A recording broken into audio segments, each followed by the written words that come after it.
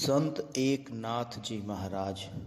संत एकनाथ जी महाराज महाराष्ट्र के प्रसिद्ध संतों में से एक माने जाते हैं।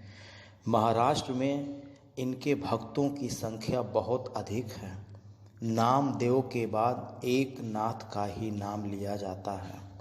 ब्राह्मण जाति के होने के बावजूद इन्होंने प्रथा के खिलाफ अपनी आवाज़ तेज़ की।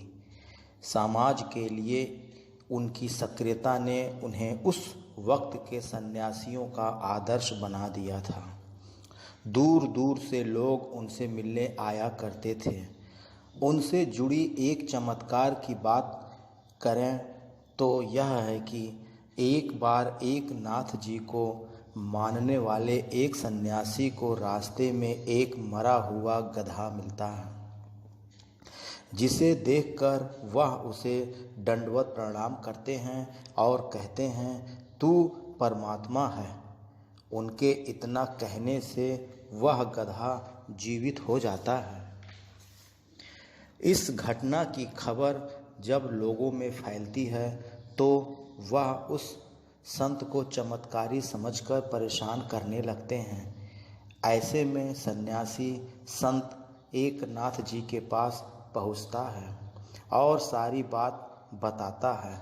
इस पर संत एकनाथ जी ने उत्तर देते हुए कहते हैं, जब आप परमात्मा में लीन हो जाते हैं तब ऐसा ही कुछ होता है। माना जाता है कि इस चमत्कार के पीछे संत एकनाथ जी महाराज का ही हाथ है। 18 मार्च को संत एकनाथ जी षष्ठी मनाई जाती है, जिसे सद्गुणों के भंडार संत श्री एकनाथ जी महाराज की स्मृति में हर्षोल्लास के साथ मनाया जाता है। संत एकनाथ जी के जीवन चरित्र पर एक नज़र डालते हैं। संत एकनाथ जी महाराज के जीवन चरित्र पर एक नज़र डालते हैं। संत एकनाथ जी महाराज का जन्म विक्रमी संवत 1590 के लगभग पैठण में हुआ था। इनके पिताजी का नाम श्री सूर्य नारायण तथा माताजी का नाम रुक्मिणी था। जन्म लेते ही इनके पिता का देहावसान हो गया तथा कुछ समय के बाद इनकी माताजी भी चल बसी।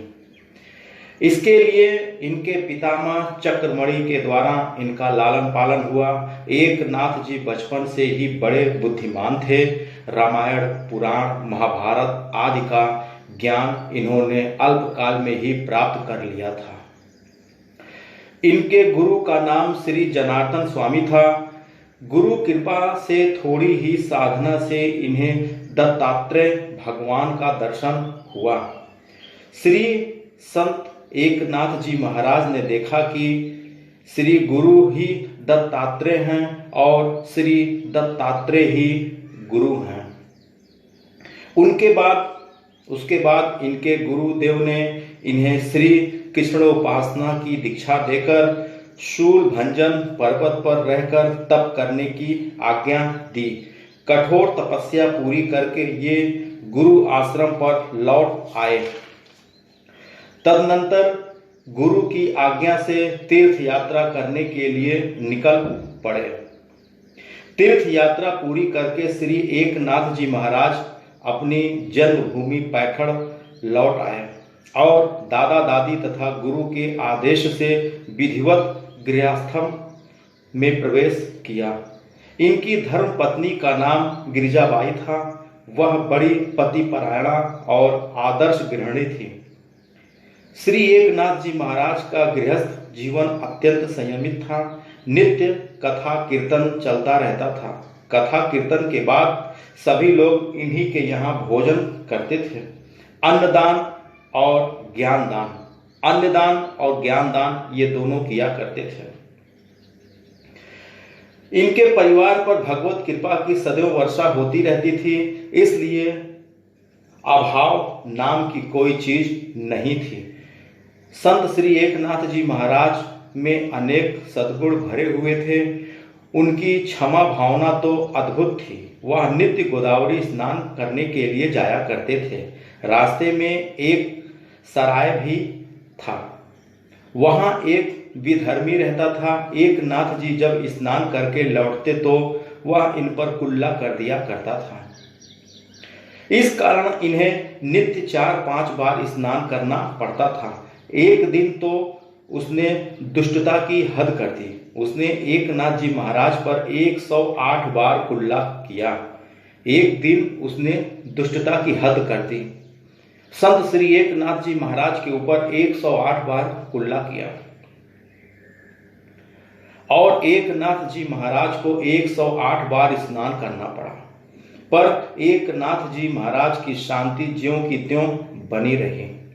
अंत में उसे अपने कुकृत्य का पश्चाताप हुआ और वह श्री एक नाथ जी का भक्त बन गया। श्री एक नाथ जी महाराज की भूत दया भी अद्भुत थी। एक बार वह प्रयाग से गंगा जल कावड़ा में भरकर श्री रामेश्वर जी जा रहे थे।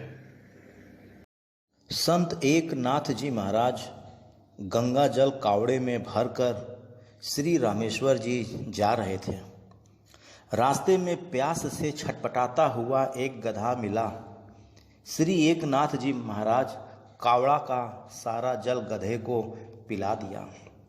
साथियों के आपत्ति करने पर इन्होंने कहा, भगवान रामेश्वर कण कण में निवास करते हैं। उन्होंने गधे के रूप में मुझसे जल मांगा, इसलिए मैंने सारा जल रामेश्वर जी को चढ़ा दिया। गधे के द्वारा पिया हुआ सारा जल सीधे रामेश्वर जी पर चढ़ गया। इस प्रकार की अनेकों घटनाएं श्री एक नाथ जी महाराज के जीवन में हुई हैं, जिससे उनके दिव्य जीवन की झलकियां मिलती हैं। अपने आदर्श गृहस्थ जीवन और उपदेशों के द्वारा लोगों को आत्म कल्याण पथ का अनुगामी बनाकर विक्रमी संवत 1656 की चैत्र कृष्ण षष्ठी को संत श्री एक नाथ जी महाराज ने अपनी देह लीला का संवरण किया। इनकी रचनाओं में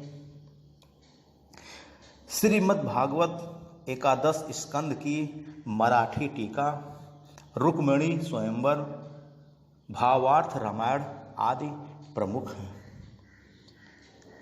परम पूज्य श्री एक नाथ जी महाराज के जीवन से जुड़ी कुछ बातें मैंने आपको बताई। अनेकों चमत्कार या अनेकों दिव्य जीवन की झलकियां इनके जीवन में मिलती हैं।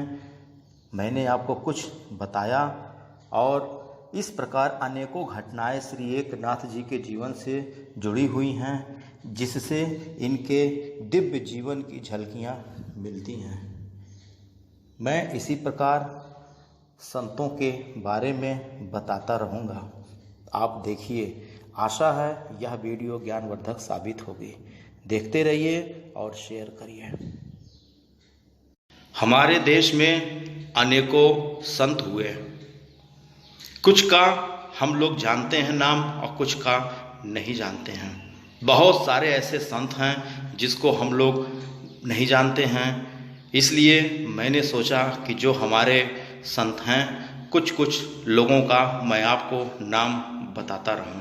इसलिए मैंने यह वीडियो परम पूज्य श्री एक नाथ जी महाराज के ऊपर बनाया है और अगला वीडियो ऐसे ही किसी एक संत के ऊपर फिर बनाऊंगा। आप लोग देखते रहिए, एंजॉय करते रहिए और कुछ सीख लेते रहिए और धार्मिक काम करते रहिए, आगे बढ़िए और एक दूसरे का मदद करते रहिए। मिलते हैं अगले वीडियो में।